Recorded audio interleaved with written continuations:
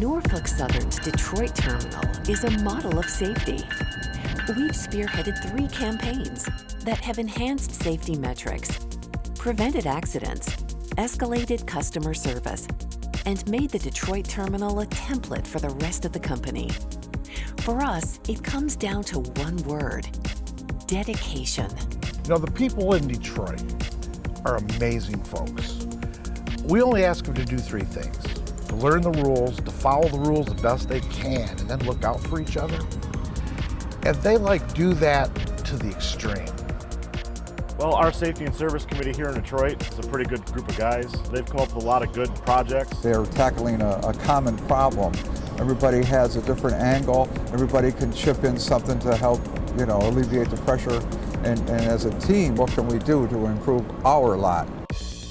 Change the world, I like to refer to as kind of like a domino effect, that if you can stop this one event, this one unsafe practice, this one accident from occurring, then you stop an entire chain of events. A change in the world is basically when you see an opportunity to affect the safety of your fellow employee, we take that opportunity. We don't put our hands in our pockets. And we instituted this Change the World Award because we saw people doing amazing things. Well, I think it's important to recognize the people doing the right thing, because if all you do is recognize them for doing the wrong thing, that creates a sour attitude, and I think that's another reason why we have this family attitude around here, because like in a family, if you do something wrong, we're going to point it out. But if you do something right, we're going to use positive reinforcement, point that out, and it brings you closer together. I just started 21 days ago, and all the employees have told me, safety first. That's the first thing they mentioned, safety first. We do recognize individuals for if they see something, they said something, whether it's a broken rail, broken switches, whether they got a broken wheel like one of our carmen, Bob Prickett. Well, it was, we had a bad winter up here this year, like a lot of places. And walking down on the east end down there, about 30 below wind chill. There it was. I says, man, something's not right here. Well, I tell you, after 41 years, when I got the award like that, I thought I really appreciate the fact that they recognized me for getting something like that could cause a major problem down the road. That's the culture here now, is to recognize, that you did a good job. So let's work together and get it right. And that's the culture I believe is here now. If you'd asked me how are we doing last year, I said, wow, we were 7.5 years injury-free, 1 million hours, and no rule violation derailments. But it isn't really about the numbers anymore.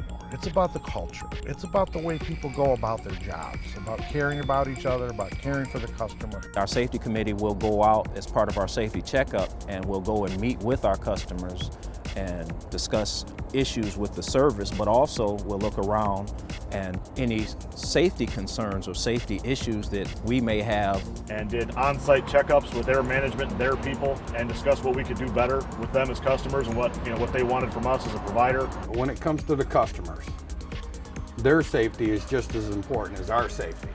So we make sure that our customers not only get what they expect, but to exceed those expectations. But the only way you can do that is to understand what those expectations are. And the only way you can do that is to meet with the customer. We went around to the different crews and educated them about the handbrakes that have to be off and what a little bit of movement, dragging the handbrake, how much damage that can make.